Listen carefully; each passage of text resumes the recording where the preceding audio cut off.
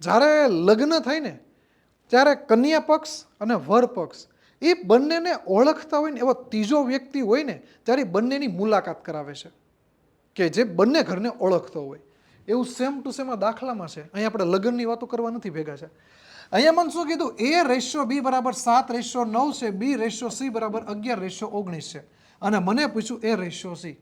તો આમાં પણ સેમ, મારે A અને C એટલે કે આ બેયના લગ્ન કરાવવા હોય તો એ બેયને ઓળખે એવો કોણ, તો કે B. હવે B વચેટિયા જેવું કામ કરશે કે બે જગ્યાએ સંબંધ સારો કરશે, પણ બે જગ્યાએ જ્યારે લગ્ન કરવાના હોય ત્યારે બે જગ્યાએ સરખો સંબંધ રહીને તો જીવન લાંબુ ચાલે લગ્ન જીવનનું. તો એના માટે બીને બે જગ્યાએ સમાન થવું પડે. અહીંયા B બરાબર 9 છે, અહીંયા B બરાબર 11 છે, ના ચાલે. તો આને તમારે 11 વડે ગુણાકાર કરવો પડે અને આને તમારે 9 વડે ગુણાકાર કરવો પડે. હવે ગુણોત્તરનો નિયમ છે કે તમે આને એકલા ન કરી શકો, ગુણોત્તરમાં બેયને ગુણાકાર થાય.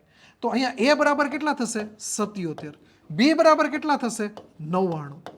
હવે અહીંયા પણ 9 બંને સાથે ગુણાશે તો B બરાબર કેટલા થાય, 99. થઈ ગયા સમાન.